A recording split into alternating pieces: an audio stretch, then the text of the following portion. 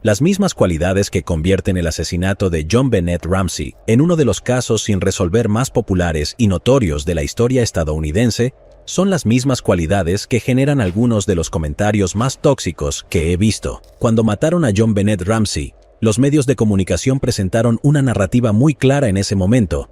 La narrativa parecía ser que, por razones desconocidas, los padres de JonBenét la habían decapitado y no había absolutamente ninguna duda al respecto. A pesar de que muchas personas están convencidas de quiénes son los verdaderos culpables, no se ha realizado ningún arresto en el caso, y a pesar de que se han hecho 4 películas de televisión, un documental de Netflix, una entrevista con el Dr. Phil y se han escrito 15 libros sobre el tema e incontables horas de contenido en Internet al respecto, hay muy pocos hechos reales sobre este caso. Parece que virtualmente cada detalle sobre este enigma, por insignificante que parezca, sigue siendo motivo de un debate acalorado entre los expertos. Esta excepcional cantidad de dudas con respecto a los detalles del caso ha dado lugar a 4 teorías principales, cada una de las cuales es tanto incuestionable como irrefutable. Y naturalmente, las teorías principales tienen innumerables ramificaciones también. Vamos a analizar cada variación de los posibles hechos en relación con cada teoría posible. Dicho esto, les doy la bienvenida al episodio extra largo de hoy de Mentes Enfermas sobre el asesinato de JonBenét Ramsey. John Ramsey, su padre, nació en Lincoln, Nebraska, en 1943 y obtuvo su licenciatura en Ingeniería Eléctrica en 1966. Ese mismo año, se casó con Lucinda Pash y se unió a la Marina de los Estados Unidos, donde sirvió en el Cuerpo de Ingenieros Civiles. Después de 3 años en Filipinas, sirvió en la Reserva de Atlanta durante 8 años más. Durante este tiempo, también obtuvo su maestría en Administración de Empresas y tuvo 3 hijos con Lucinda, un hijo y 2 hijas. En 1978, a los 35 años, decidió cambiar a su esposa por una modelo más joven y se divorció de Lucinda. 2 años después, se casó con Patsy Paugh, de 23 años. En 1987, tuvieron su primer hijo juntos, Burke, y años después nació su hija JonBenét. El mismo año en que nació su hija, fundó la compañía Advanced Product Group.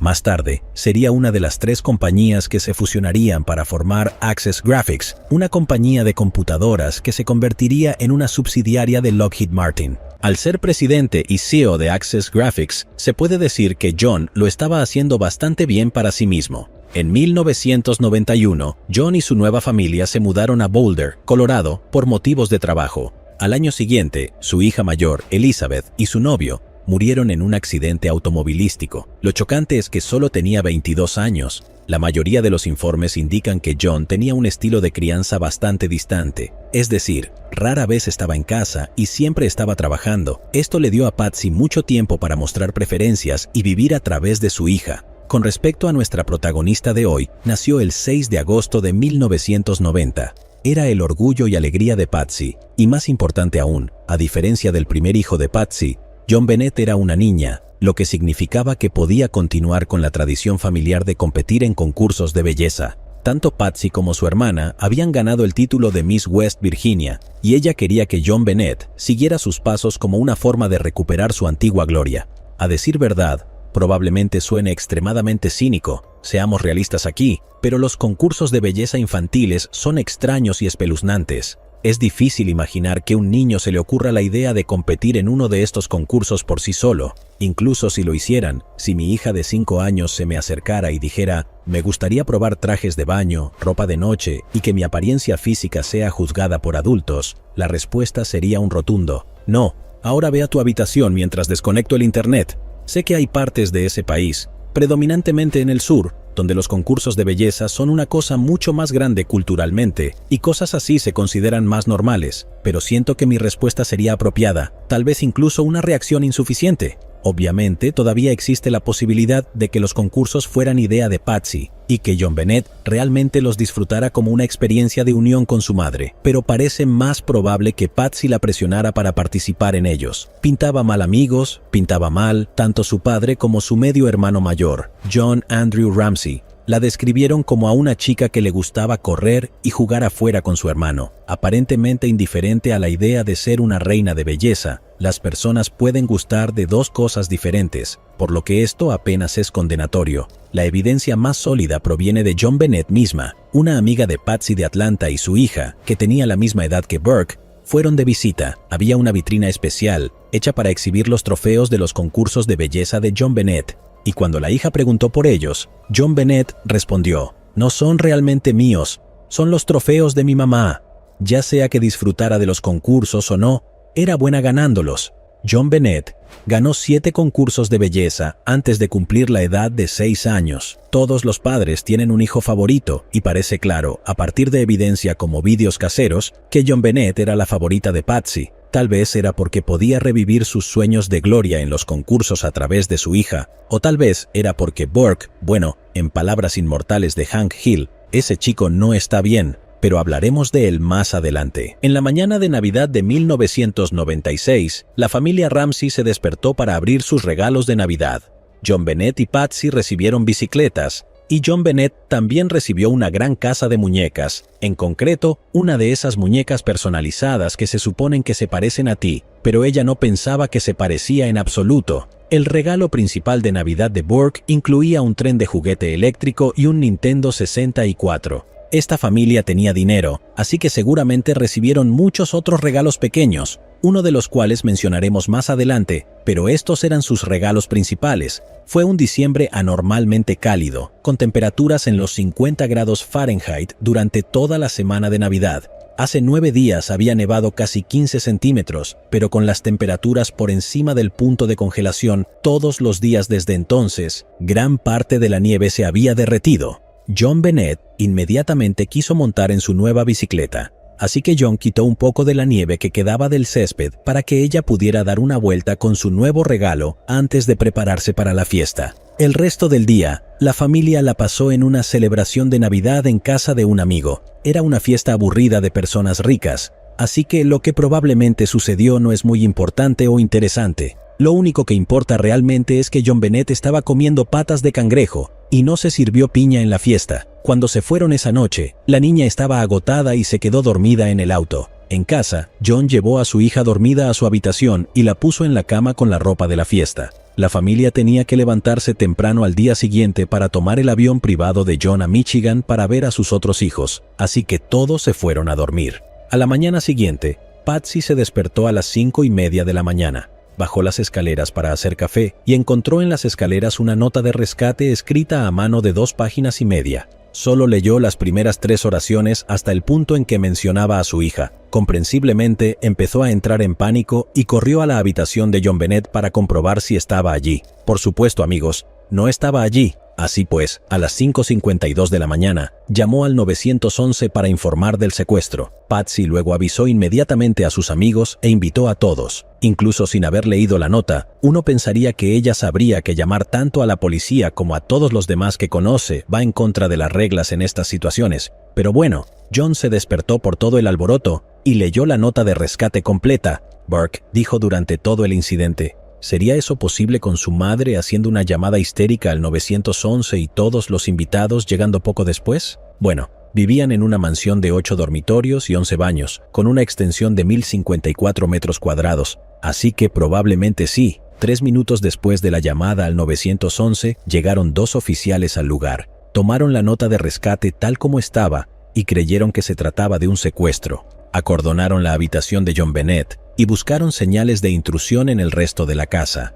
Aunque la casa de Ramsey tenía un sistema de alarma, rara vez se activaba y las puertas no siempre estaban todas cerradas con llave, aunque John insistía en que se había asegurado de cerrarlas todas la noche anterior. La policía se dirigió al sótano para buscar un punto de ingreso. En un momento, la habitación de la hija y Burke fue abierta y un oficial iluminó su linterna dentro, pero Burke permaneció en la cama. Uno de los oficiales llegó a una puerta en el sótano que estaba asegurada con un cerrojo de madera. Como estaba buscando cómo el secuestrador podría haber entrado o salido, el cerrojo cerrado indicaba que esta puerta no se habría usado, así que volvió arriba sin molestarse en abrirla. Boulder era un lugar extremadamente seguro para vivir. Algunas fuentes lo describieron como una especie de pueblo pequeño donde todos conocían a los demás. Esto es completamente inexacto.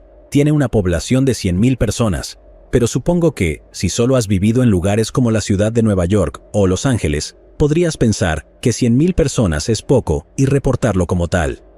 De todas formas, el departamento de policía no estaba preparado para manejar el caso. La ciudad tenía un promedio de un asesinato por año, y en 1996, el de John Bennett Ramsey fue el único asesinato. No voy a decir que fueron incompetentes, aunque a muchos les gusta decirlo, pero ciertamente carecían de experiencia en investigaciones de asesinatos. También parecían tener poco personal, posiblemente porque era el día después de Navidad y todos estaban tomando un tiempo libre. Amigos, defensores y el ministro de la familia llegaron a la escena para mostrar apoyo a la familia y contaminar toda la escena del crimen. John hizo los preparativos para el pago del rescate. Fueron recibidos por Patsy con maquillaje completo y vistiendo el mismo vestido que llevaba la noche anterior. La detective Linda Arndt llegó a la escena a las 8 de la mañana en preparación para una llamada de los secuestradores. La nota de rescate decía que llamarían entre las 8 de la mañana y las 10 de la mañana para coordinar la entrega. Ella era la única detective en la escena. Se notó durante gran parte de la mañana que John y Patsy permanecían en habitaciones diferentes, sin interactuar entre ellos. Patsy estaba entreteniendo principalmente a los invitados mientras John permanecía solo en la cocina, haciendo cosas como revisar el correo, supuestamente bromeando con algunos de los oficiales de policía. Las personas responden al estrés, al trauma y al dolor de diferentes maneras, por lo que, aunque este comportamiento pueda parecer inusual para muchos de nosotros, no es prueba suficiente de nada. A medida que pasaba el tiempo, también pasaba la fecha límite de las 10 de la mañana, pero nadie dijo una palabra, como si a los Ramsey no les importara la fecha límite, porque nunca estuvieron esperando una llamada antes de las 10:30. Linda era la única oficial de policía en la casa de los Ramsey y recibió muchas críticas por su manejo de la escena del crimen, pero creo que eso es una caracterización injusta de los eventos. Ella era la única oficial en una casa llena de gente que no se sospechaba que fuera una escena del crimen, aparte de la habitación de John Bennett. Sinceramente, creo que hizo lo mejor que pudo en esa situación. ¿Debería haber sido toda la casa una escena del crimen? Sí. ¿Deberían haber sacado inmediatamente a todas las personas que no eran de la familia? También sí. Linda llamó repetidamente a refuerzos y aún así fue la única oficial en la casa durante horas porque todos los demás estaban en una reunión. Sí, y por eso me resulta difícil criticarla por lo que sucedió después. Durante 90 minutos, John desapareció. Cuando regresó, parecía excesivamente agitado. Con la esperanza de calmarlo y sacárselo de encima, ya que tenía suficiente gente con la que lidiar por su cuenta, a la 1 de la tarde Linda sugirió que él y un amigo de la familia buscaran en la casa de arriba a abajo para asegurarse de que no hubiera nada fuera de lugar. Esto estaba destinado a ser un trabajo ocupado, ya que ella creía erróneamente que la casa ya había sido buscada adecuadamente por los oficiales de policía que estuvieron allí antes que ella. Al recibir esta instrucción, John y su amigo fueron de inmediato al sótano. John abrió el cerrojo que el oficial había ignorado y entró en la oscura bodega. Sin siquiera encender la luz, se arrodilló y levantó el cuerpo sin vida de su hija. Su amigo gritó pidiendo una ambulancia, y él le quitó la cinta adhesiva de la boca y la llevó arriba. La boca de John Bennett estaba cubierta con cinta adhesiva, sus manos estaban atadas sobre su cabeza y su cuerpo estaba cubierto con una manta blanca. Alrededor de su cuello había una profunda herida de estrangulamiento causada por un garrote casero aún hundido en su cuello. Cuando John llegó a la parte superior de las escaleras del sótano, la detective Linda le ordenó que pusiera el cuerpo en el suelo. Los dos se arrodillaron junto a la niña, con sus rostros a centímetros de distancia. En palabras de Linda en una entrevista de 1999 con ABC, citó: "Tuvimos un intercambio no verbal que nunca olvidaré, y él preguntó si ella estaba muerta, y yo dije sí, está muerta, y le dije que volviera a la habitación y marcara al 911.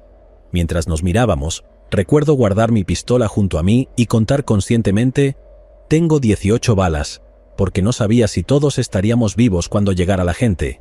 John fue a la otra habitación y luego regresó con una manta y preguntó si podía cubrirla, pero no esperó respuesta. Obviamente, esto no debería haber sido permitido, pero Linda estaba sola en una casa llena de gente, al menos una de las cuales estaba segura de que era un asesino.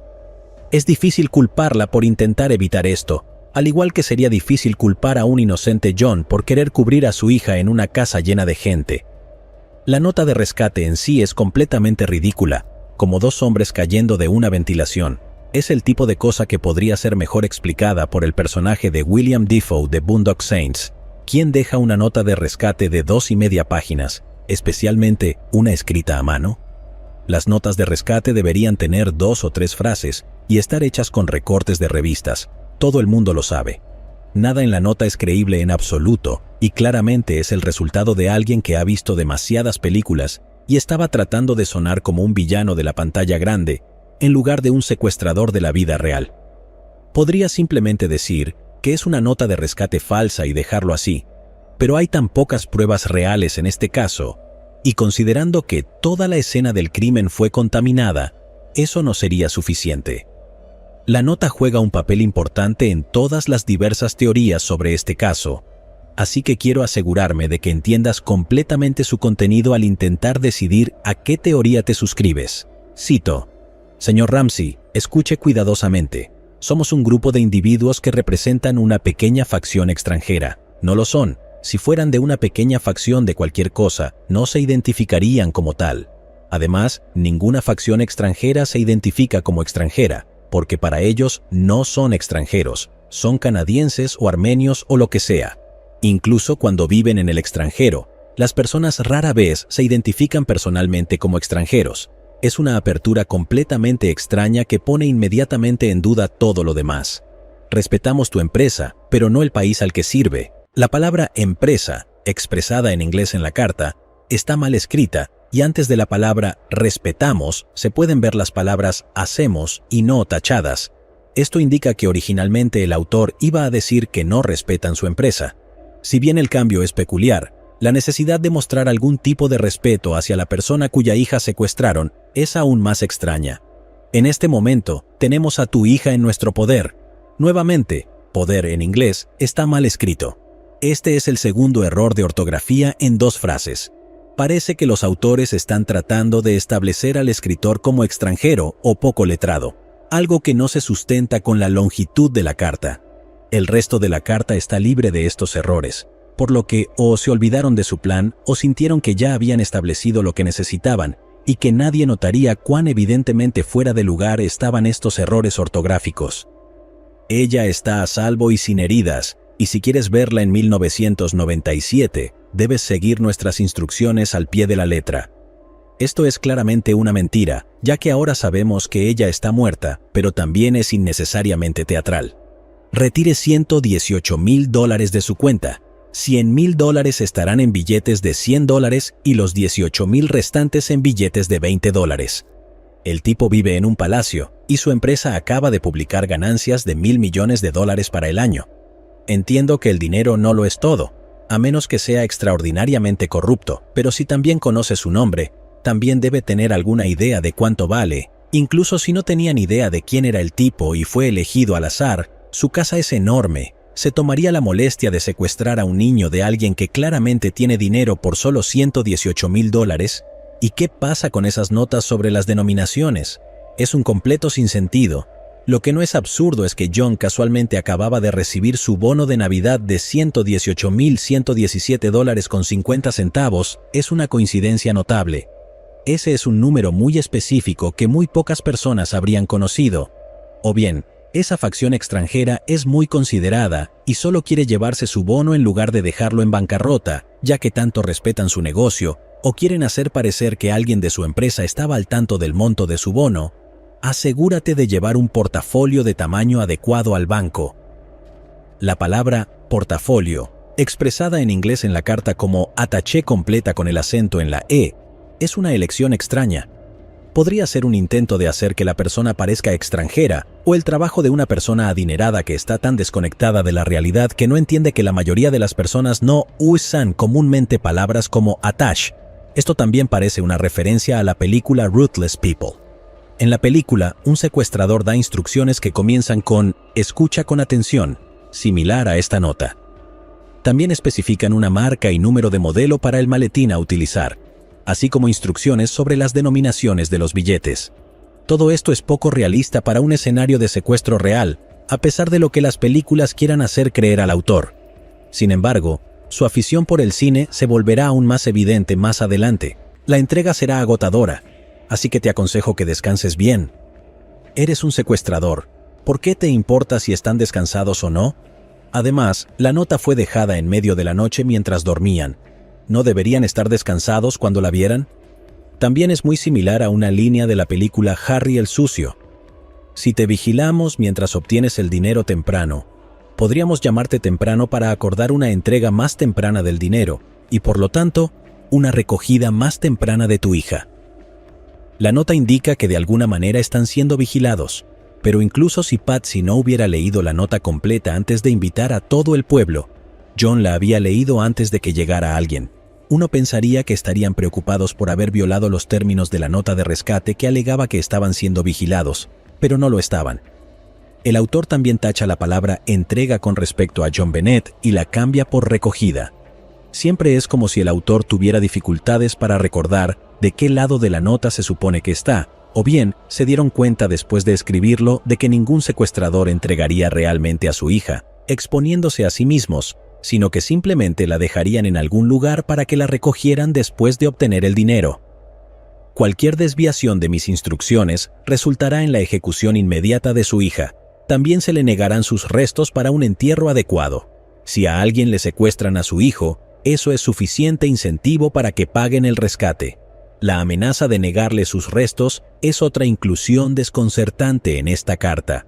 Nadie pensaría, voy a ir a la policía en lugar de pagar porque, ya sabes, jugaré a los dados con la vida de mi hija, pero si no puede tener un buen entierro cristiano, supongo que definitivamente tendré que escuchar. La cita continúa. Los dos caballeros que vigilan a su hija no les agradan ustedes particularmente, así que les aconsejo que no los provoquen. Hablar con cualquier persona sobre su situación, como la policía, el FBI, etc., resultará en la decapitación de su hija. Una vez más, el autor intenta indicar que se trata de un grupo de personas. La amenaza específica de la decapitación parece ser otro intento de legitimarlos como una facción extranjera, ya que Estados Unidos no es uno de los países conocidos por sus decapitaciones. También podría ser una referencia a la película Nick of Time, en la que el secuestrador amenaza con cortarle la cabeza a una niña.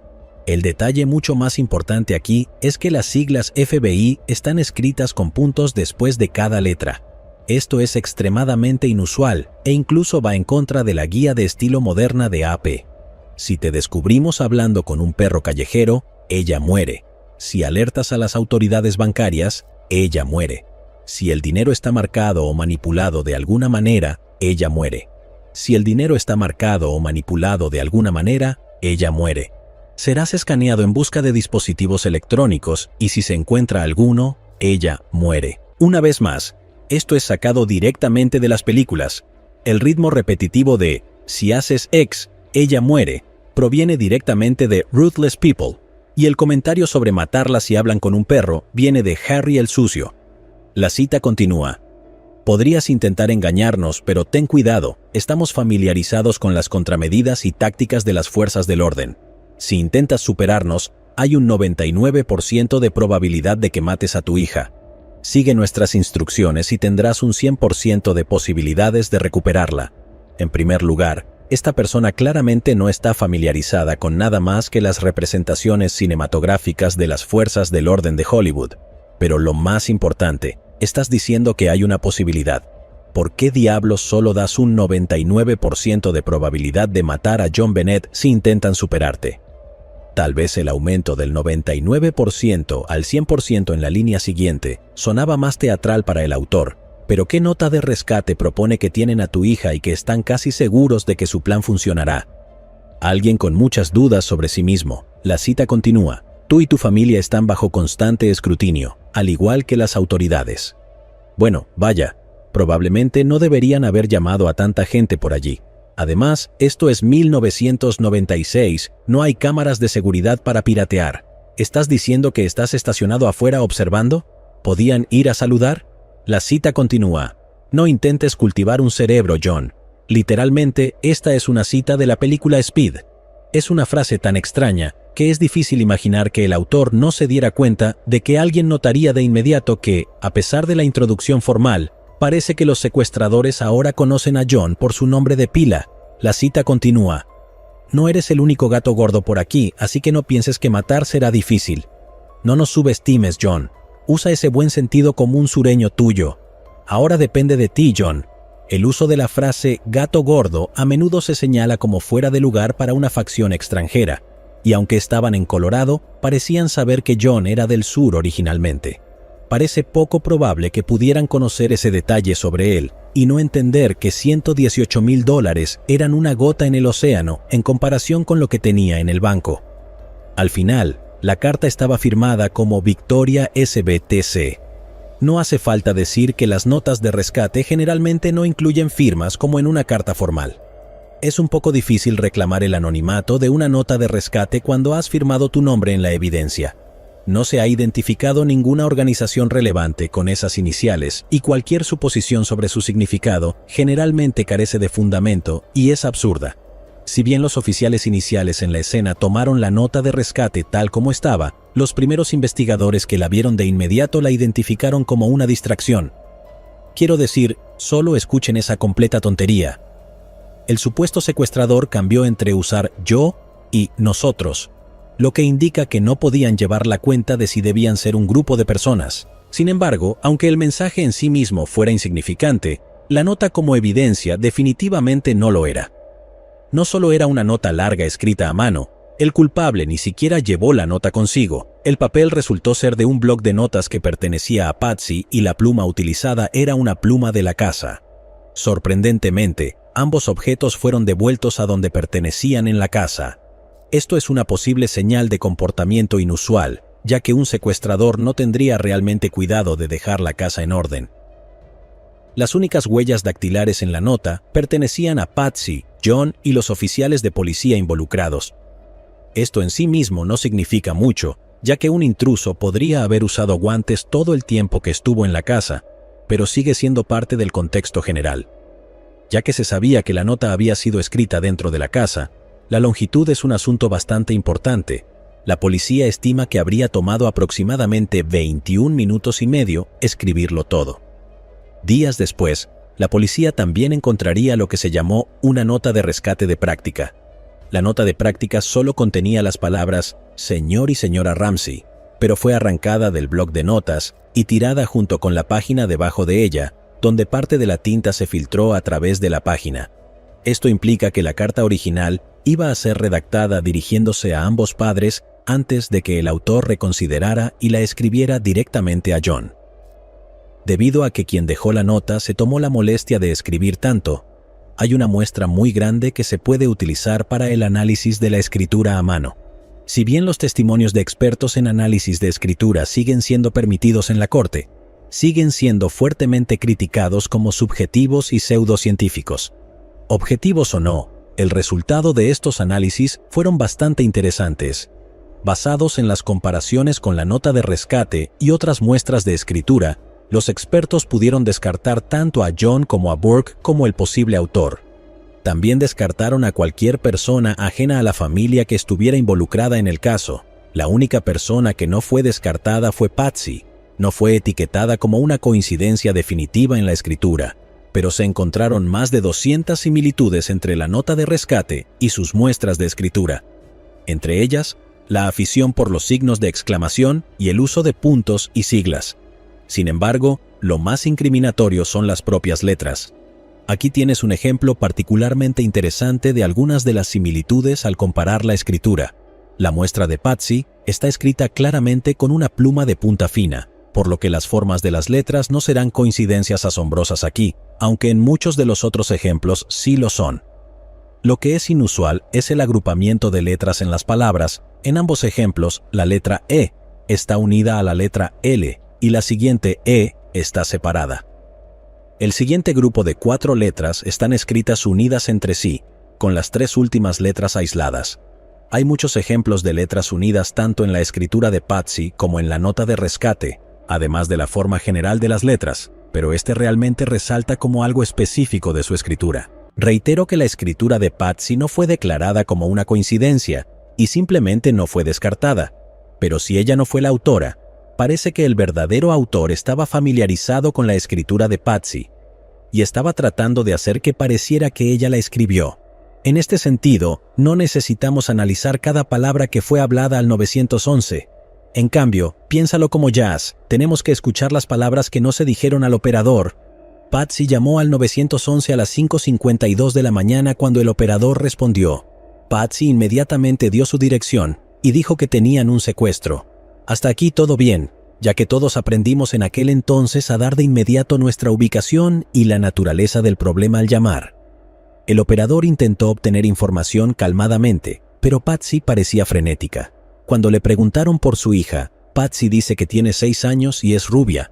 En ningún momento menciona el nombre de John Bennett, lo cual parece muy extraño.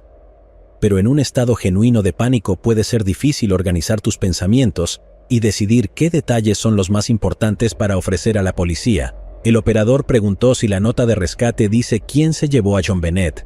Patsy primero dice que no, luego dice que no sabe y menciona la nota nuevamente antes de decir SBTC Victoria. Esta última parte a menudo se menciona como una inconsistencia en su relato, aunque según lo que afirmó a la policía, solo había leído las 2 primeras frases de la nota de rescate antes de llamar al 911, pero luego responde quién lo firmó. Esto se puede explicar fácilmente por el hecho de que ella tenía la nota en la mano y simplemente la miró al final para ver si estaba firmada. La refutación común de esta idea es que ella dice las 2 últimas líneas en el orden opuesto en el que aparecen en la nota, lo que muchos interpretan como que ella lo estaba recitando de memoria y lo dijo al revés. Yo argumentaría que ella leyó SBTC y al no poder entenderlo, leyó la línea anterior también ya que era solo una palabra. No estoy afirmando la inocencia de Patsy, solo encuentro este argumento extremadamente poco convincente. El operador informó a Patsy que un oficial estaba en camino y tomó su nombre mientras Patsy pasaba por lo que suena como un poco de histeria repitiendo «por favor» y «apúrense» una y otra vez. El operador repite que alguien está en camino y Patsy respira profundamente, momento en el que vuelve a decir «apúrense, apúrense, apúrense» y cuelga el teléfono, o eso pensó. Lo que siguió es difícil de entender. El audio ha sido sometido a cancelación de ruido y amplificación para tratar de hacerlo más claro. Incluso con el audio sin editar, se puede escuchar claramente a Patsy diciendo algo en el fondo, aunque es difícil distinguir qué. Parece haber 3 voces diferentes, Patsy, un hombre adulto y un niño. Ya que se suponía que nadie más estaría en la casa, y de hecho no había nadie cuando la policía llegó 3 minutos después, es lógico pensar que las otras 2 voces que se escucharon eran las de John y Burke, asumiendo que realmente sean sus voces.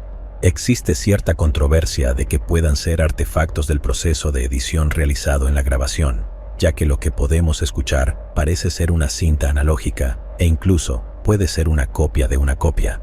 También es importante recordar que el ruido de fondo puede provenir de ambos lados de la llamada, por lo que puede ser ruido de fondo del centro de llamadas del 911. Incluso si asumimos que son voces, el diálogo exacto sigue siendo difícil de entender. Hay un par de propuestas diferentes sobre lo que se está diciendo.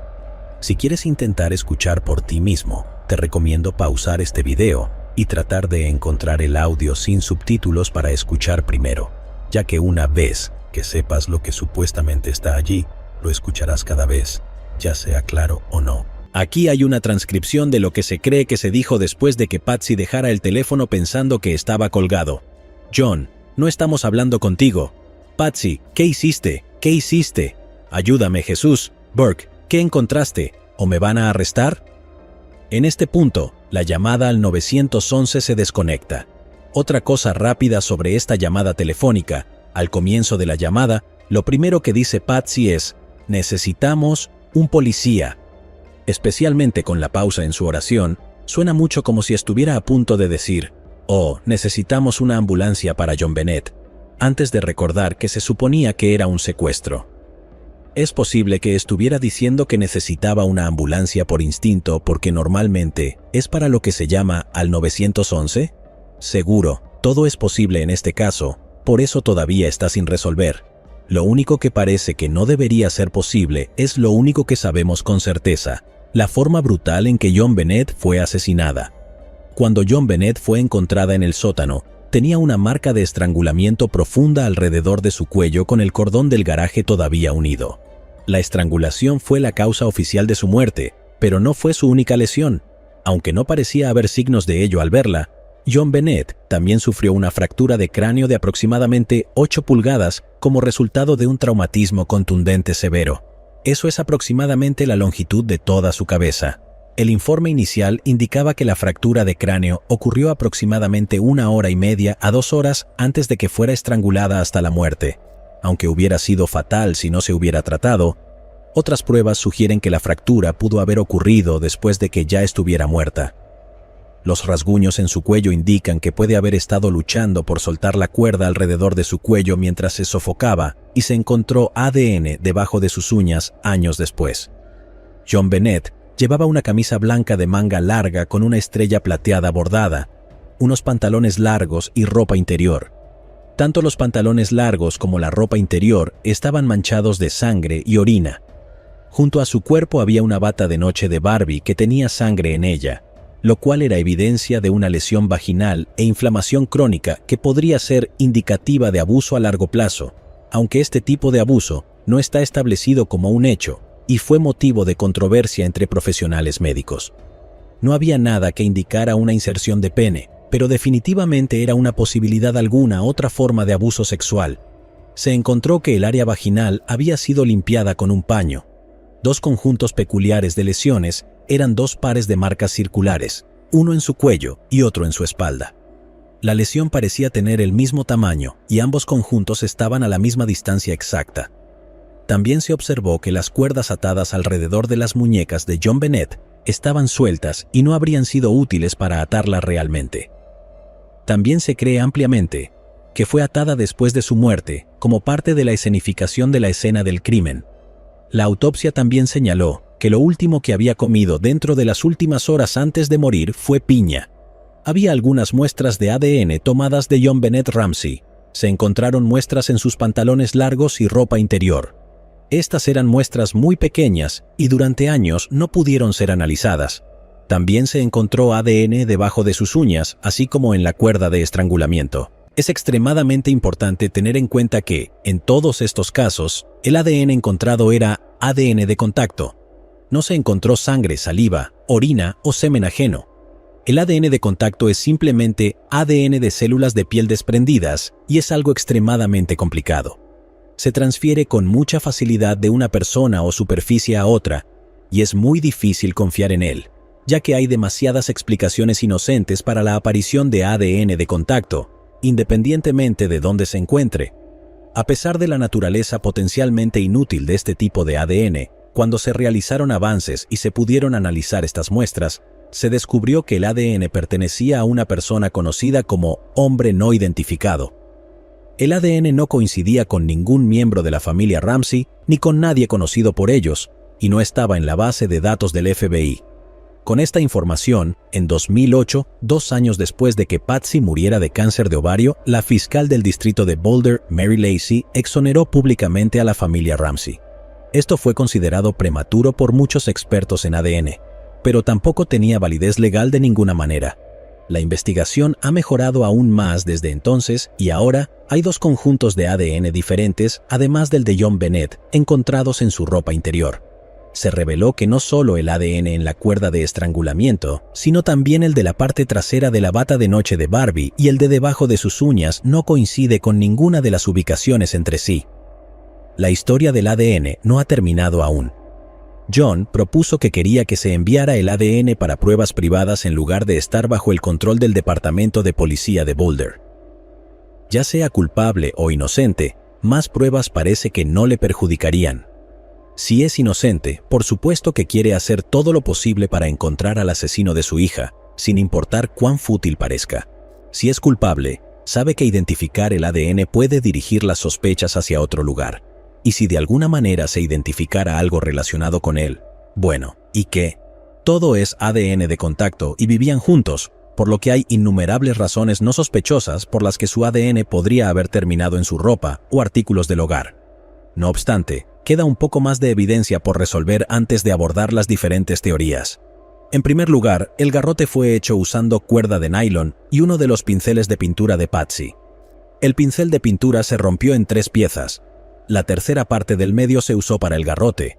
La parte con las cerdas se colocó en la bandeja de la bodega junto con sus otros pinceles de pintura, y la tercera pieza nunca se encontró. La cuerda de nylon utilizada para el garrote fue la misma que se utilizó para atar a John Bennett. Ya mencionamos que sus ataduras estaban demasiado sueltas para ser efectivas, pero esto también es interpretado por los psicólogos como una señal de que quien hizo esto para escenificar la escena era alguien que se preocupaba por John Bennett. Un atacante al azar simplemente habría atado nudos rápidamente sin preocuparse por el bienestar de la víctima. Hablando de los nudos, se utilizaron 3 tipos diferentes. Existe desacuerdo sobre la complejidad de estos nudos y quién sería capaz de hacerlos. Se cree que tanto John como Patsy sabrían cómo hacer varios nudos porque tenían al menos un barco. John también había aprendido varios nudos mientras estaba en la marina, y es posible que incluso haya aprendido a hacer un garrote durante el entrenamiento cuerpo a cuerpo, ya que es un arma simple y efectiva que se puede hacer rápidamente con materiales que una persona podría tener a mano. Se especula que Burke también podría haber sabido hacer nudos porque se mencionó que estuvo en los Scouts, por lo general erróneamente informado como los Boy Scouts. A los 9 años, solo habría sido un cachorro scout que trata más sobre artes y manualidades que habilidades reales de supervivencia. Por supuesto, lo que aprendieron depende de los padres a cargo, pero mi opinión personal, basada en mi experiencia como explorador, es que a su edad probablemente habría sabido cómo hacer un nudo, pero no los otros 2. No solo los otros 2 nudos probablemente eran demasiado sofisticados, sino que enseñar nudos corredizos generalmente se evita a tan corta edad, ya que servirían de poco o ningún uso, pero podrían resultar extremadamente peligrosos. La cinta adhesiva que había cubierto la boca de John Bennett también parecía haber sido colocada allí después de su muerte. No había señales en la cinta de que hubiera habido resistencia de ninguna manera, lo cual estaría presente si ella estuviera viva e incapaz de respirar. En cuanto a de dónde provinieron la cinta adhesiva y la cuerda de nylon, bueno, esa es una pregunta interesante. No había rollo de cinta adhesiva en ninguna parte de la casa, ni ninguna fuente para la cuerda de nylon. Algunas personas especulan que podrían haber sido comprados en una tienda cercana y luego desechados en el basurero de un vecino. Si bien pudieron rastrear la compra hasta una tienda, solo se mencionaron los precios y no los artículos. Tanto la cinta como la cuerda habrían costado 1,99 cada una, y Patsy había comprado 2 artículos que costaban 1,99 cada uno una semana antes del asesinato. Hay 2 problemas evidentes con este escenario. El primero es que comprarlos una semana antes indica un nivel de premeditación que no parece tener sentido si alguno de los Ramsey estuvo involucrado. El otro problema es que estoy seguro de que la mitad de los artículos en la tienda cuestan 1,99. La última prueba material para este caso es la ventana rota en el sótano. Aunque se pasó por alto durante la primera inspección del sótano, había una ventana con un vidrio roto. Curiosamente, John mencionó voluntariamente el hecho de que él había roto la ventana meses antes cuando se quedó afuera de la casa, y nunca se arregló porque asumió que Patsy llamaría a alguien para que se encargara de eso. La ventana parecía estar cubierta de telarañas y no había sido alterada, pero luego se demostró que técnicamente era posible entrar a la casa utilizando la ventana rota sin perturbar las telarañas. También había una maleta grande de Samsonite empujada contra la pared debajo de la ventana, que podría haber sido utilizada como taburete para ayudar a un intruso a escapar por la ventana. La familia Ramsey insistió en que esa maleta estaba fuera de lugar y nunca se habría dejado allí normalmente. Los Ramsey contrataron abogados de inmediato, lo cual está bien. Incluso si eres inocente, nunca digas ni una palabra sin la presencia de un abogado. Lo que resulta curioso para la mayoría es que tenían abogados separados. Supongo que esto es algo recomendado en lugar de sospechoso, como normalmente se retrata, pero la mayoría de nosotros tendría suerte de poder pagar a un abogado, por lo que la opción de tener abogados separados nunca se plantearía. Además, la mayoría de nosotros probablemente no estamos preocupados de que tanto nosotros como nuestras parejas vayan a ser sospechosos de asesinato, así que supongo que esa es otra razón por la que esto nos resultaría desconocido. Para consternación de la policía, volvieron a Atlanta. Desde Atlanta, una semana después del asesinato, realizaron su primera entrevista en televisión. Esto también molestó a la policía, ya que no habían estado cooperando con las solicitudes de interrogatorios oficiales. Hay mucho análisis de esta entrevista, aunque no encuentro que gran parte del diálogo sea especialmente sustancial. El único comentario particularmente interesante es que John dice: "Te encontraremos. Esa es mi única misión por el resto de mi vida". Esta declaración implica que él no espera realmente encontrar a un asesino. Podría ser simplemente una mala elección de palabras. Pero te prometo que el resto de las críticas sobre la elección de palabras son mucho más minuciosas que esto. La conclusión más importante de esta entrevista es su comportamiento y comunicación no verbal. En primer lugar, supuestamente Patsy parece estar bajo los efectos de algo. Su hija fue asesinada y se convirtió en una noticia internacional de la noche a la mañana, y ahora está haciendo una entrevista en televisión. Incluso sin la presión de la entrevista, si necesitaba tomar algo de Xanax para superar el momento emocionalmente devastador, no creo que nadie le culpe por eso. Más importante aún, sus muestras de dolor y emoción, especialmente cuando comienza a llorar y necesita componerse, parecen genuinas, según la opinión de muchos expertos.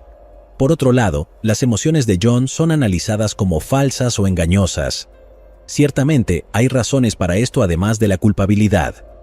Se requiere un cierto nivel de sociopatía para convertirse en presidente y CEO de una compañía multimillonaria, por lo que él podría ser inocente y simplemente estar tratando de fingir lo que parecen ser emociones apropiadas. Además, esta fue su segunda hija que murió en 4 años. Ese nivel de trauma podría dejar a una persona completamente emocionalmente muerta por dentro, o simplemente podría ser culpable como el diablo. Bueno, nada está descartado. Cuando los Ramsey por fin acordaron hablar con la policía 4 meses después del asesinato, iba a requerir algunas concesiones por parte del departamento de policía. Lo más importante y desconcertante es que se les proporcionarían copias de las declaraciones iniciales que habían hecho al hablar con la policía anteriormente. Eso es básicamente algo inaudito. La única razón lógica por la que una persona querría esas declaraciones es para asegurarse de que su historia sea coherente. Y eso no es algo que la policía quiera facilitar activamente. Ya había evidencia de que los Ramsey cambiaron su historia, sin mencionar que su historia no coincide con los hechos. Un cambio notable es cuando la policía llegó por primera vez. Patsy dijo que bajó las escaleras, encontró la nota de rescate y luego subió corriendo para ver si John Bennett estaba en su habitación. La historia cambió rápidamente a decir que vio que John Bennett no estaba en su habitación, bajó corriendo y luego encontró la nota de rescate. Incluso si ya sabía que John Bennett estaba muerta, esto no tiene sentido desde un punto de vista táctico, ya que el orden de estas dos cosas no importa realmente. Lo que es aún menos sensato es creer que alguien olvidaría el orden en que sucedieron esas dos cosas. Sé que nos encanta hablar de cómo cambia memoria, y lo hace.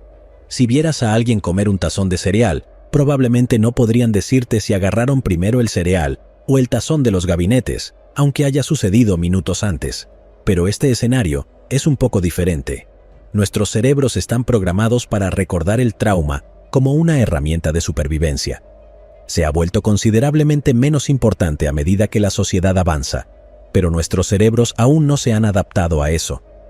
Probablemente puedas recordar cada cosa verdaderamente aterradora o vergonzosa que te haya sucedido a lo largo de tu vida con detalles innecesarios.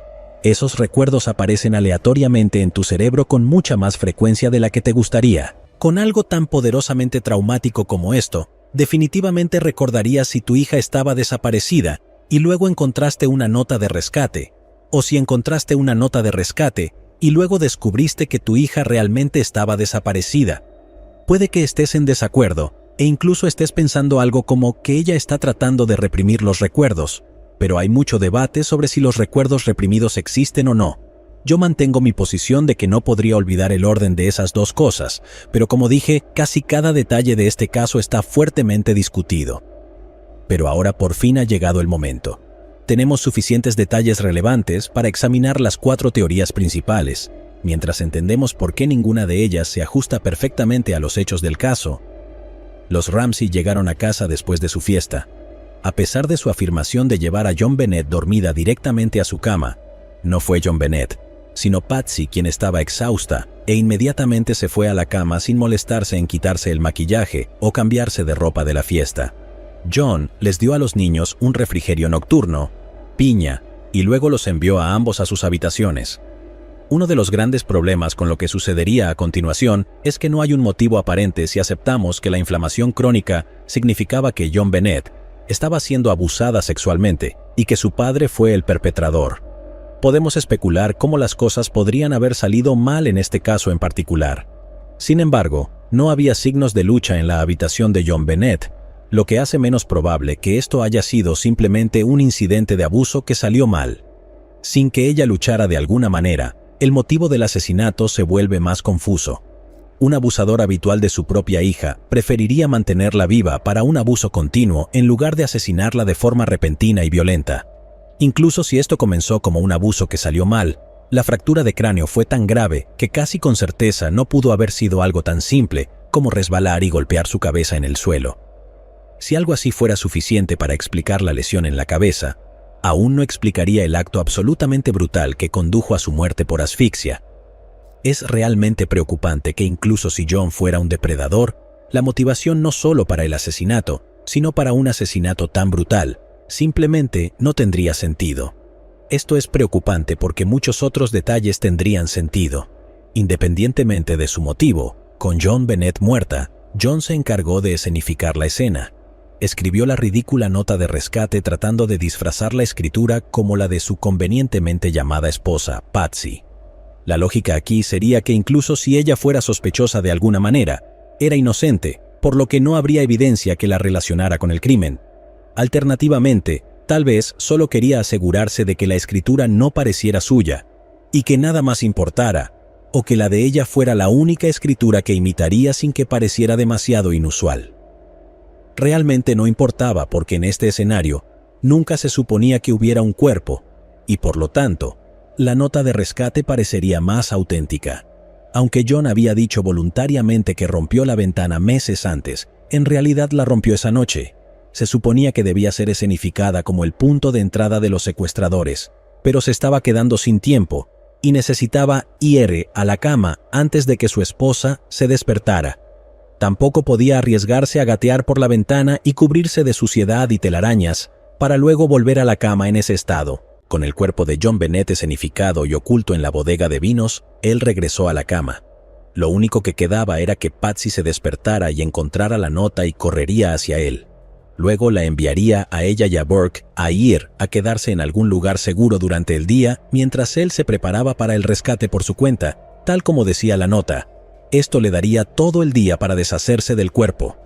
Después de todo, la nota decía claramente que no llamara a la policía y que los secuestradores llamarían mañana entre las 8 y las 10 de la mañana para coordinar el intercambio. Se estaba dando un día entero de soledad para deshacerse del cuerpo, retirar los $118,000 que todavía estaban líquidos y en inversiones congeladas, y crear una excusa razonable para no ir a la policía ese día. Solo estaba siguiendo las instrucciones de los secuestradores.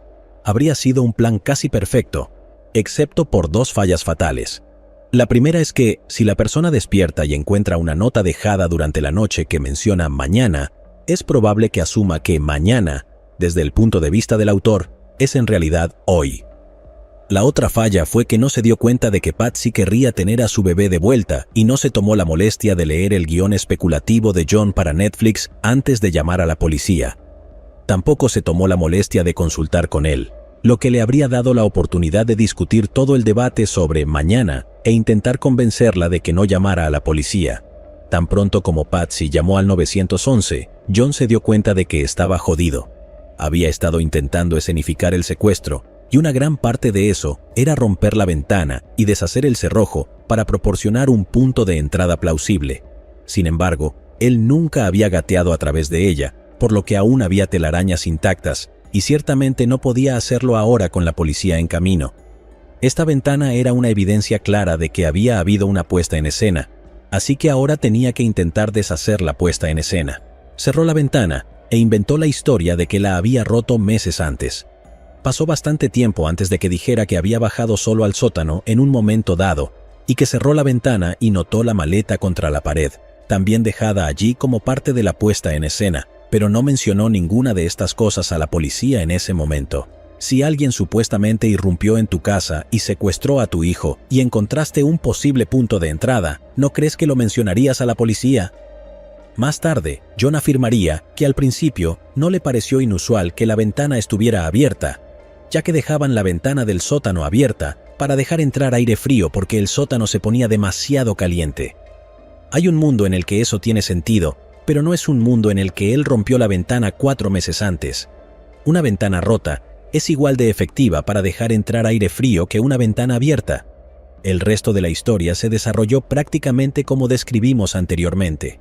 En un momento, mientras los oficiales estaban en la casa, John intentó cambiar sus planes de vuelo, no programada justo el mismo día en que su hija fue encontrada asesinada. La especulación es que su razón para volar a Atlanta ese día es porque allí vivían todos sus amigos abogados y él absolutamente necesitaba uno. Muchos detalles sospechosos de repente tienen sentido basándose en esta teoría, pero hay algunos problemas. El primero es la falta de motivo. Si él hubiera estado abusando crónicamente de John Bennett, ¿por qué de repente recurrir al asesinato y de manera tan brutal? El momento, justo horas antes de que supuestamente volaran a Michigan, y la naturaleza descuidada hacen que la premeditación parezca poco probable.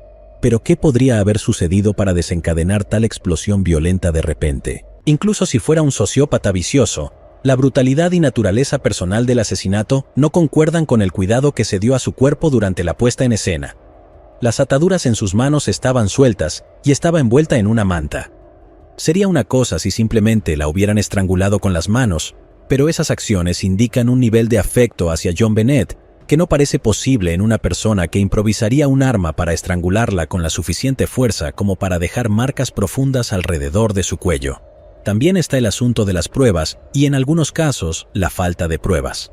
Para creer que John, o de hecho cualquier miembro de la familia Ramsey, cometió el asesinato, tenemos que creer que son simultáneamente los criminales más tontos y brillantes que existen. La nota de rescate es idiotamente estúpida, y dejar el comienzo de un borrador donde se podría encontrar es extremadamente descuidado. Por otro lado, no había rollos de cinta adhesiva ni cuerda de nylon en ninguna parte de la casa, excepto en el cuerpo de John Bennett. ¿Cómo es posible que alguien sea lo suficientemente cuidadoso como para eliminar esas evidencias sin ser visto mientras comete tantas acciones obviamente estúpidas? Sería posible argumentar que John simplemente se quedó sin tiempo y no pudo terminar la puesta en escena. Pero la nota de rescate es un problema enorme. La nota genera tanta sospecha sobre la familia por ser obviamente falsa, y una persona lo suficientemente astuta como para organizar adecuadamente el crimen no podría ser lo suficientemente estúpida como para no darse cuenta de lo incriminatoria que era esa nota. Una de las mejores explicaciones para que una persona inteligente dejara esa nota es que tal vez estén tan desconectados de la realidad que creen que las cosas en las películas son como la vida real para las personas comunes, pero eso parece poco probable. Incluso si es cierto, John hizo su fortuna después de la universidad, y aunque es difícil de determinar, no parece que haya crecido extremadamente rico. Basado en la carrera de su padre, pudo haber tenido una crianza de clase media alta, pero no hay indicios de que estuviera desconectado de la realidad por su nivel de riqueza. En el libro The Death of Innocence, escrito por la familia Ramsey, John escribió: "La teoría de la policía, hasta donde yo sé, ha sido que Patsy o yo nos despertamos en medio de la noche, golpeamos a John Bennett en un ataque violento y luego organizamos todo para que pareciera un secuestro. A menudo les he dicho a mis amigos que si intentara organizar esto como la policía afirma, podría haberlo hecho de manera mucho más convincente. No está claro si este libro fue la inspiración para Sí lo hice de O.J. Simpson". La familia regresó de su fiesta y Patsy estaba un poco estresada. Tenía una niña de 6 años que lloriqueaba y no había comido mucho, y aún tenía que prepararse para un viaje temprano al día siguiente. Era un viaje que más tarde admitió que no quería hacer realmente, lo que podría aumentar sus niveles de estrés. Preparó un tazón de piña para que John Bennett pudiera comer algo y se fue a la cama y luego se quedó despierta para terminar de prepararse para el vuelo al día siguiente. Esto no está confirmado, pero hay una fuerte especulación de que John Bennett mojó la cama esa noche, basado en algunas pruebas como una lámina de plástico en su cama, manchas de orina en su ropa y un paquete de pañales colgando a medio camino de un armario.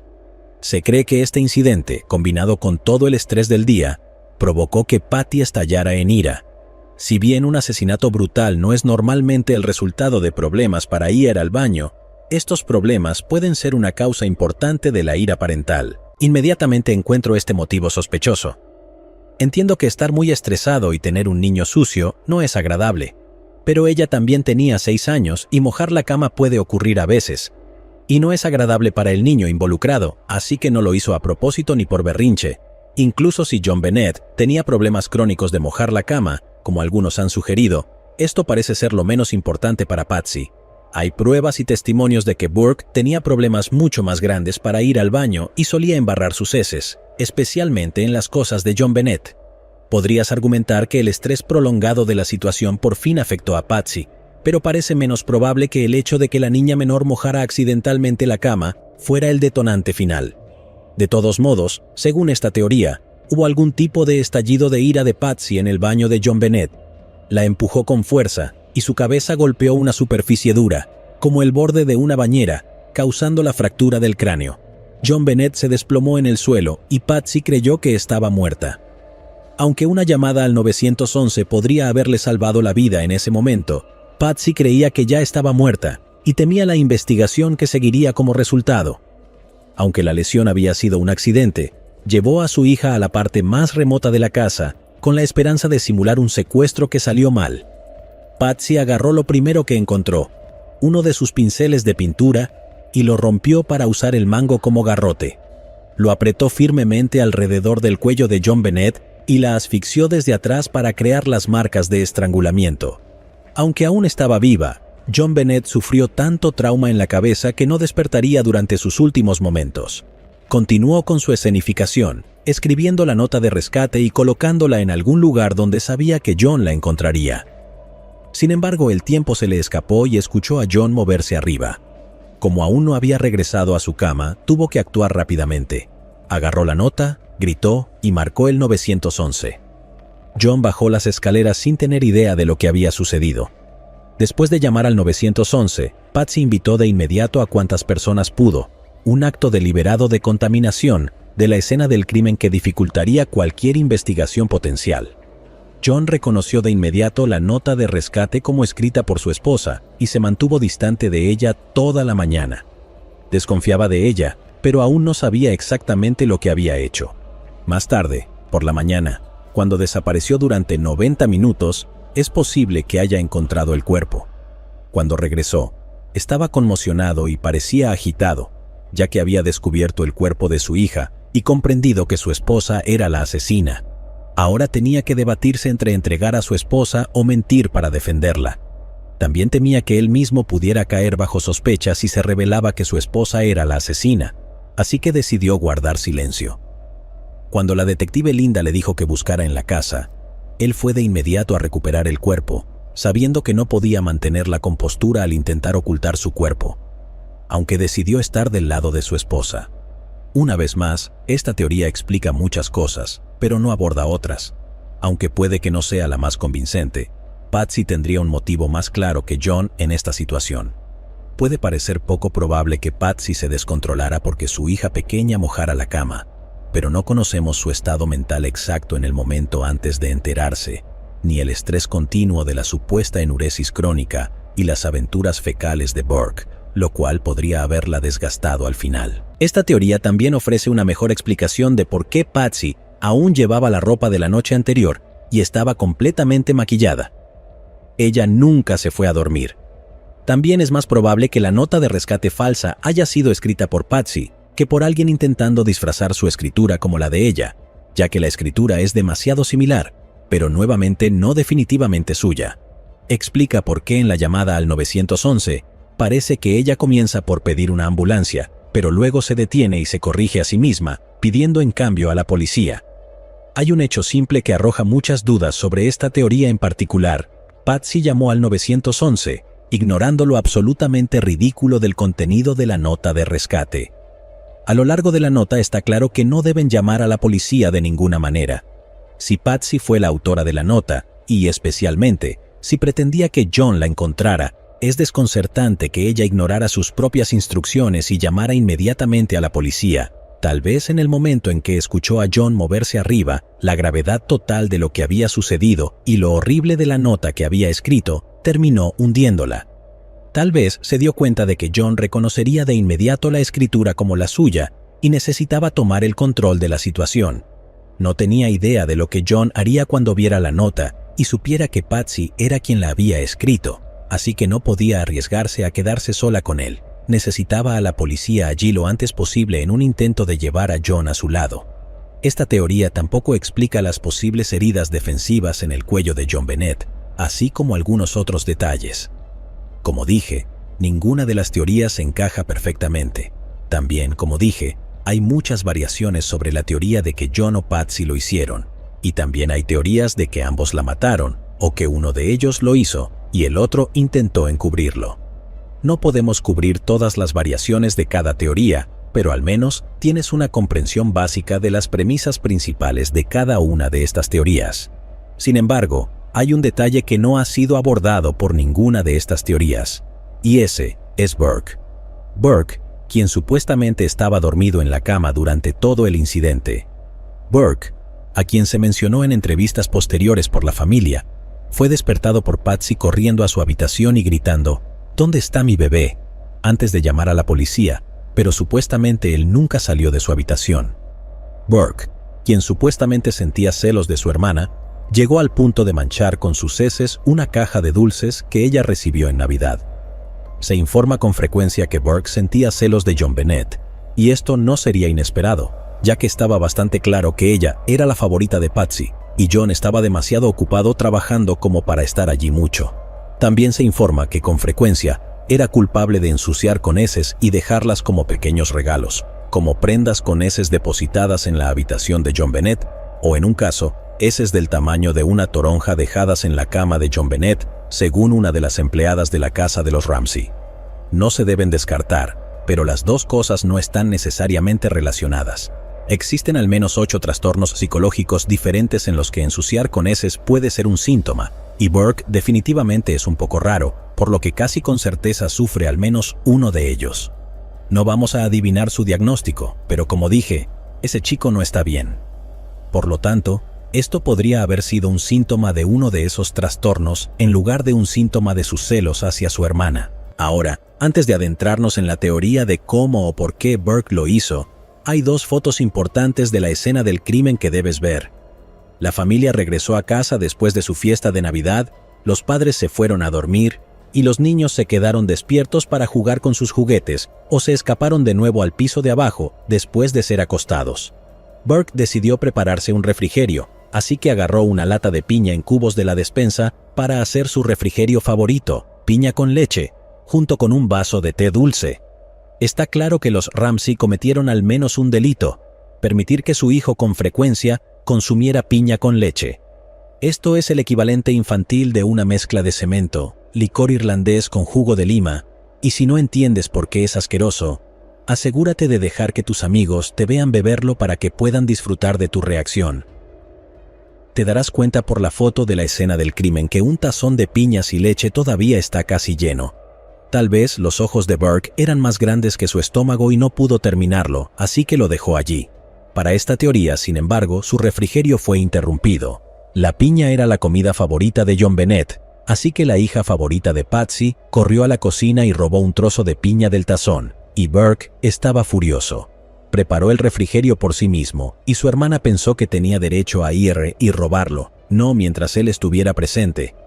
Dado que él también era un niño, no tenía ni idea de una respuesta proporcional ni de su propia fuerza, especialmente en comparación con el tamaño de John Bennett.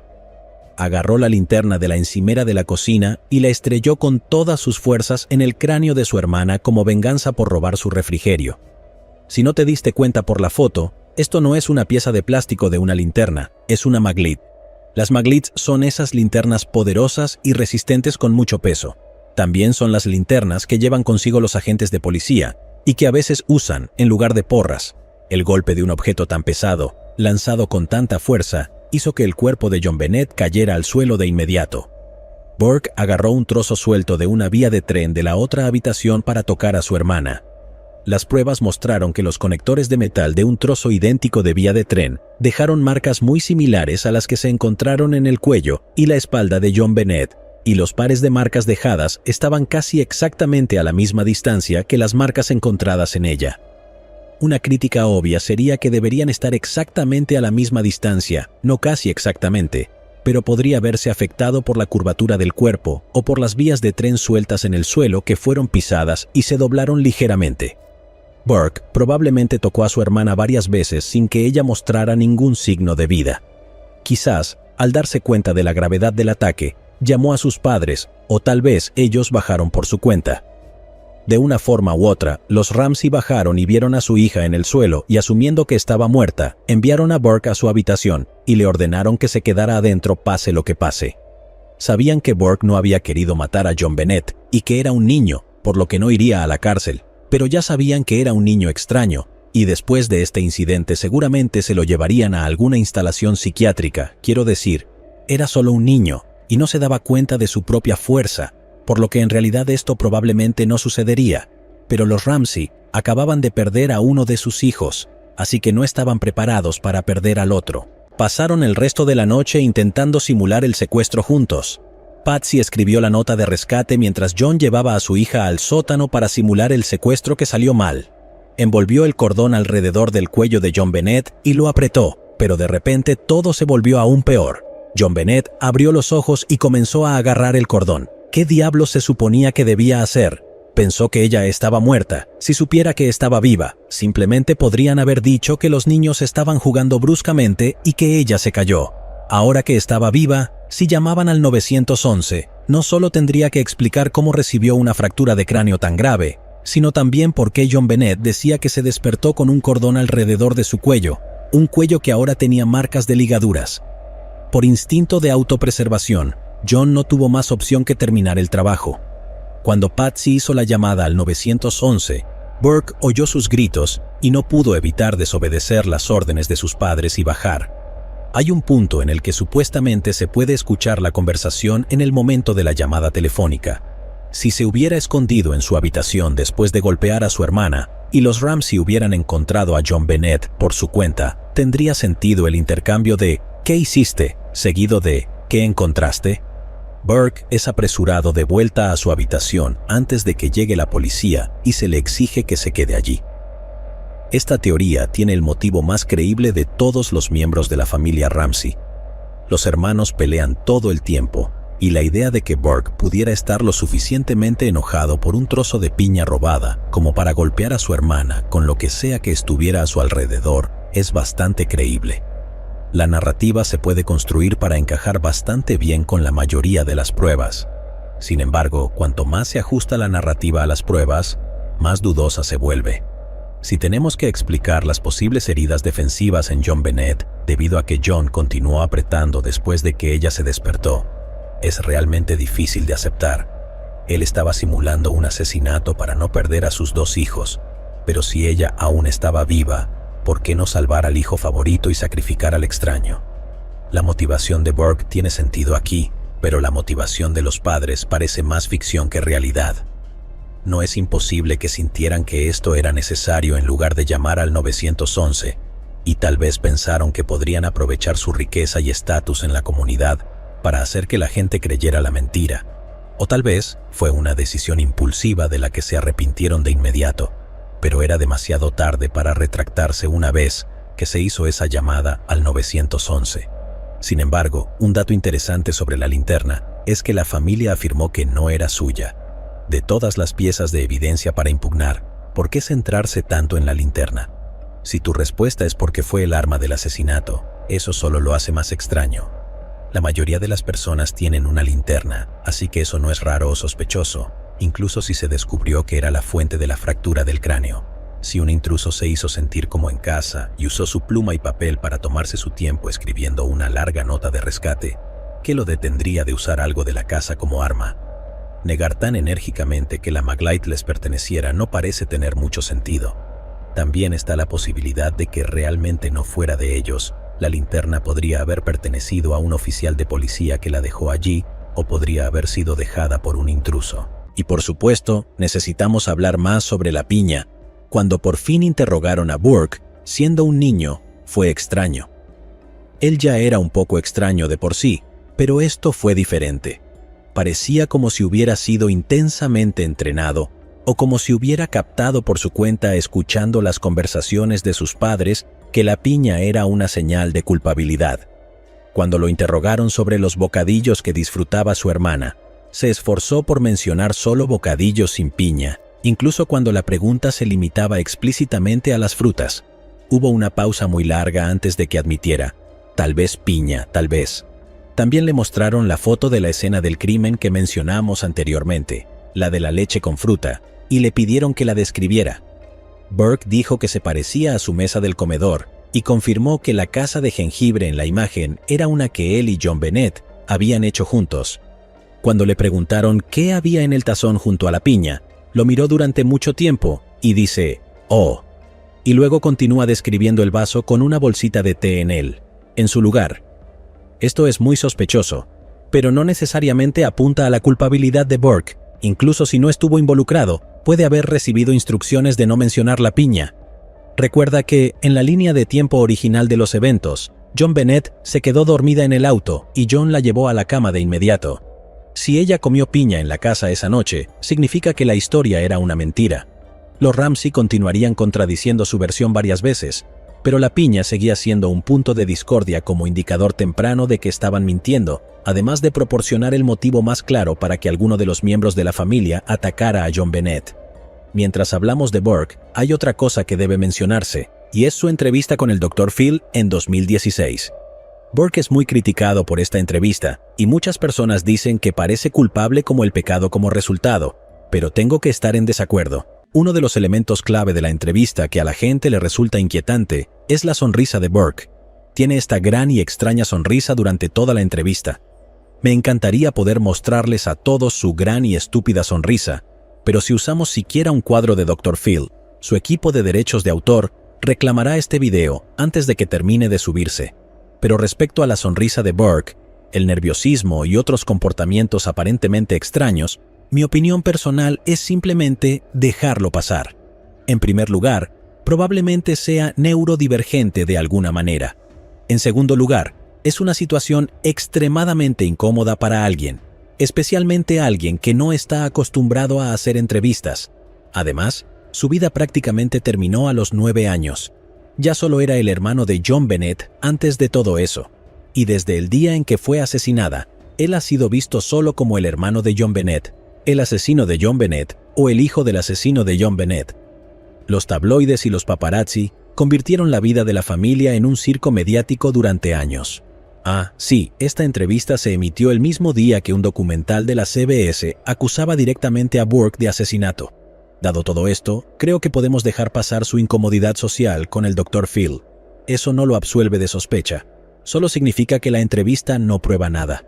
Ah, y la CBS llegó a un acuerdo en la demanda por difamación de $750 millones de Burke sobre esa película por una cantidad no divulgada, pero puedes apostar a que fue mucho. Ahora hemos cubierto a los 3 miembros. No diré que los 3 escenarios tienen la misma probabilidad, pero ninguno de ellos es tan sólido como para que los otros 2 no generen suficiente duda razonable para evitar una condena. Pero ahora es momento de analizar la cuarta teoría, la teoría de que supuestamente la policía de Boulder no estaba interesada en investigar. ¿Y si en realidad no fue un miembro de la familia quien hizo esto? Las 3 teorías que hemos analizado hasta ahora comparten un detalle importante en común: la fractura accidental del cráneo de John Bennett, que la hizo parecer muerta, y luego fue estrangulada hasta la muerte con un garrote. Esto fue hallado en la autopsia original, pero ¿y si está equivocado? ¿Y si la estrangularon primero y el golpe en la cabeza no ocurrió hasta que ya estaba muerta? Como dije, prácticamente cada detalle en este caso es controvertido. Y esto no es solo especulación infundada. Una fractura de cráneo del tamaño de la de John Bennett probablemente estaría acompañada de una hemorragia cerebral importante, pero no se informó de dicha hemorragia en la autopsia. Sin embargo, se observaron pequeñas hemorragias en sus ojos, lo cual es lo que se esperaría cuando una persona es estrangulada mientras aún está viva. Esto parecería indicar que, para el momento de la fractura del cráneo, el corazón de John Bennett ya había dejado de latir. Esta es una distinción extremadamente importante, porque si bien no descarta a un miembro de la familia, hace que sea mucho menos probable. Un golpe accidental en la cabeza, o incluso uno intencional más severo de lo planeado, seguido de la puesta en escena del crimen, tendría sentido para un miembro de la familia. Quiero decir, sigue siendo extraño, pero todo este caso es extraño, por lo que sería muy plausible. Normalmente los garrotes se usan como un medio de control, especialmente en agresiones sexuales. El cabello de John Bennett estaba enredado en los nudos del garrote y las marcas en su cuello indicaban que estaba tratando de defenderse. Si bien no es imposible, este tipo de asesinato sin ningún golpe accidental que lo preceda es extremadamente improbable para un miembro de la familia. Según el fiscal de distrito de Colorado Springs, Bob Russell, los padres no matan de esa manera, golpean, tiran al niño, le pegan en la cabeza, hacen cosas así. Luego está el asunto de lo terrible que habría sido el trabajo de los Ramsey si intentaran simular el crimen. Olvidemos por un momento la puesta en escena física del crimen, que fue terrible, y veamos las acciones de los Ramsey. En primer lugar, debemos asumir que, incluso si Burke golpeó a John Bennett con la linterna, un niño de 9 años no sería capaz de hacer el resto solo. Esto significa que, si fue alguien de la familia, Patsy o John tuvieron que estar involucrados. Si Patsy estuvo involucrada, ¿por qué llamaría al 911 antes de tener la oportunidad de quitar el cuerpo de la casa, especialmente después de escribir en la nota varias veces que no llamaran en absoluto? Si John estuvo involucrado, ¿por qué insistiría ante la policía que habían cerrado todas las puertas la noche anterior? Estaban intentando determinar un posible punto de entrada, entonces ¿por qué no darles uno? Para que los Ramsey estuvieran involucrados, tendrían que haber sido extraordinariamente estúpidos. John tenía una maestría y era presidente y CEO de una empresa tecnológica, mientras que Patsy tenía un título en periodismo y había soñado con seguir una carrera como periodista seria antes de quedar embarazada y convertirse en una ama de casa millonaria. Parece casi imposible creer que alguno de ellos pudiera haber sido tan profundamente estúpido como para arruinar su puesta en escena en el nivel más básico. O tal vez son brillantes y están jugando algún tipo de juego loco de ajedrez en 4D que ni siquiera puedo comprender, pero eso parece aún menos probable. Si el golpe no vino primero, tanto el método de asesinato como el terrible intento de puesta en escena pone lejos a los Ramsey como sospechosos. Eso está bien, y es suficiente para tener dudas razonables, pero ¿hay alguna evidencia que apunte a que fue otra persona? Para empezar, está la absurda nota de rescate. Dado lo largo de la nota y lo tranquilo y sereno que parecía ser el autor, algunos creen que es probable que la nota haya sido escrita después del asesinato. Un miembro de la familia habría estado extremadamente en pánico, e incluso un asesino experimentado habría estado demasiado lleno de adrenalina como para ser capaz de estar quieto el tiempo suficiente para escribir algo tan extenso. De hecho, habría tomado más de 20 minutos escribir la nota. Entonces, ¿dónde habría encontrado el asesino el tiempo? Se espera que creamos que entraron a la casa y se sentaron en una silla para escribir todo mientras la familia dormía y luego cometieron el asesinato. No necesariamente, el asesino podría haber estado allí todo el tiempo.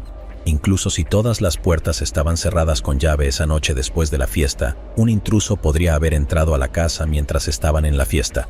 Con tantas ventanas y puertas en el primer piso, así como balcones potencialmente accesibles, hay una miríada de posibles puntos de entrada. Y las puertas pueden haber estado cerradas esa noche, pero como dijimos, se alega que este no siempre fue el caso y su alarma se dejaba con frecuencia apagada. El asesino podría haber pasado horas en la casa antes de que los Ramsey regresaran a casa. Esto habría sido tiempo suficiente para estudiar e intentar copiar la escritura de Patsy. O podría haber sido alguien más conocido por la familia que ya estaba familiarizado con su escritura y también tenía tiempo para encontrar el recibo del depósito de $118,000 de John por su bono. Al copiar la escritura de Patsy e incluir la cantidad de bono extrañamente específica de John, así como hacer que la nota de rescate sea larga y tonta, el intruso habría podido construir una pieza de evidencia que implicaría a ambos Ramsey. La casa también estaba decorada con varios carteles de películas, por lo que podrían haber incluido deliberadamente muchos homenajes cinematográficos para intentar arrojar sospechas sobre la familia.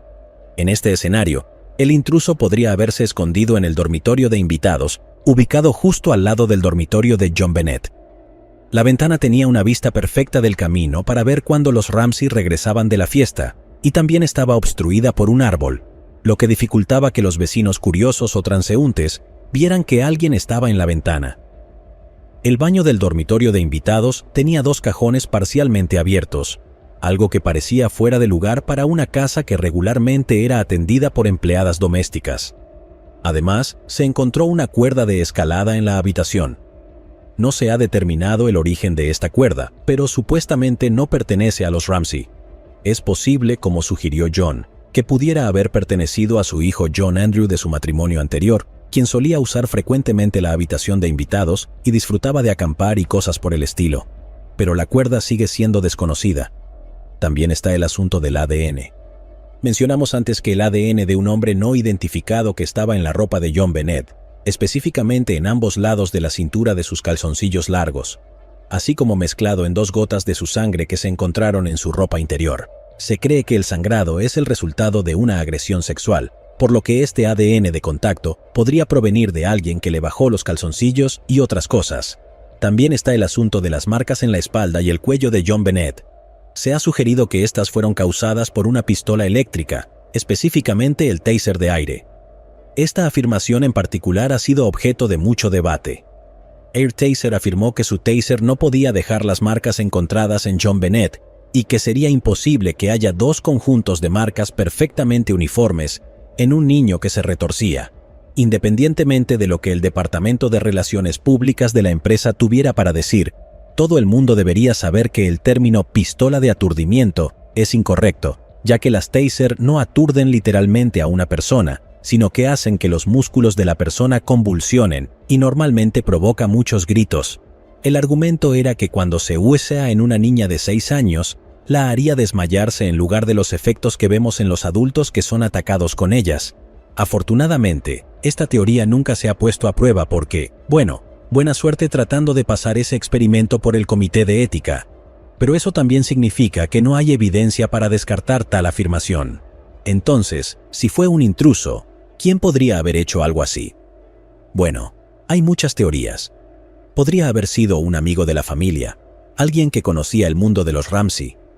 No hubo señales de lucha en el dormitorio de John Bennett, por lo que, si no hubo un ataque eléctrico, tendría sentido que el asesino fuera alguien que ella conocía. Otra teoría es que fue algún pervertido que la vio en los concursos de belleza y se obsesionó con ella, e incluso podría haber sido un juez de esos concursos.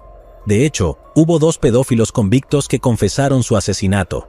Una de esas confesiones resultó ser falsa, probablemente de alguien que buscaba notoriedad.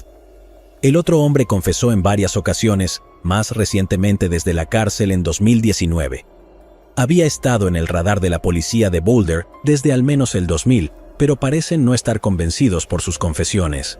Con o sin el ataque eléctrico, la teoría del intruso está lejos de ser imposible. Alguien que se cuela mientras la familia está fuera, escribiendo una nota de rescate falsa para culpar a los padres, luego agrediendo sexualmente y asesinando a John Bennett, no suena tan ridículo.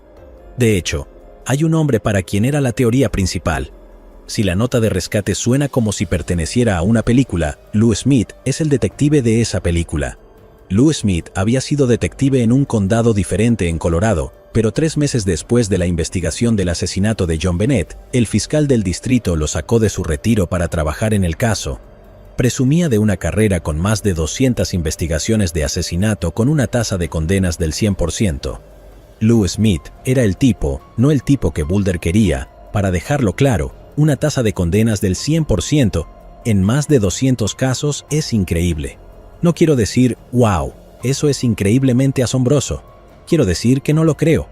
No parece posible mantener un registro tan impresionante mientras llevas a cabo todas tus investigaciones de manera completamente transparente.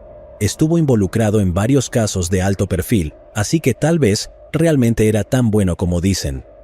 Pero el registro parece un poco sospechoso. Sin embargo, recuerda que este no era un investigador privado contratado por los Ramsey para limpiar sus nombres. El tipo fue sacado de su retiro por el fiscal para obtener una condena. Lou fue el primer investigador en tomar en serio la teoría del intruso, tan en serio de hecho que llegó a declarar en su carta de renuncia en 1998 que los Ramsey no lo hicieron. Fue la persona que propuso que las marcas en John Bennett fueron hechas por el taser de aire y que la nota de rescate había sido escrita antes del asesinato. La policía de Boulder no era fan de esta línea de razonamiento, lo que al final llevó a la renuncia de Lou del caso. Después de trabajar en él durante 18 meses, sintió que la policía de Boulder había determinado de inmediato que los Ramsey eran culpables y los enfocaron como los únicos sospechosos, ignorando una cantidad sustancial de evidencia que él sentía que apuntaba al hecho de que realmente había un intruso. Lou no es la única persona que critica a la policía por parecer enfocarse únicamente en los Ramsey, solo es el único que lo hace desde adentro. Este caso es tan extenso que desearía tener más tiempo para discutir todos los detalles. Está el asunto de cuántas bicicletas había en Navidad, la llamada telefónica pedófila a su amigo de la infancia el día del asesinato de John Bennett diciendo, tenía a una niña pequeña. John Andrews se burló diciendo que estaba dentro del maletín Samsonite en el sótano, si John Bennett fue abusada por un adulto, o si ella y Burke estaban jugando al doctor, el debate sobre si la piña era enlatada o fresca y mucho, mucho más. En cuanto a quién lo hizo, no tengo ni idea, amigos. A menos que haya mucha más evidencia que se haya mantenido en secreto, creo que las 4 opciones son igualmente probables y tienen suficientes fallas como para que sea imposible obtener una condena ante una duda razonable. Probablemente por eso nadie ha sido acusado del asesinato. Incluso las personas que están absolutamente seguras de saber quién lo hizo pueden verse cambiando de opinión cuando se propone una nueva variación de una teoría. Llegados aquí, ¿acaso no has visto este otro crimen? Yo no me lo perdería,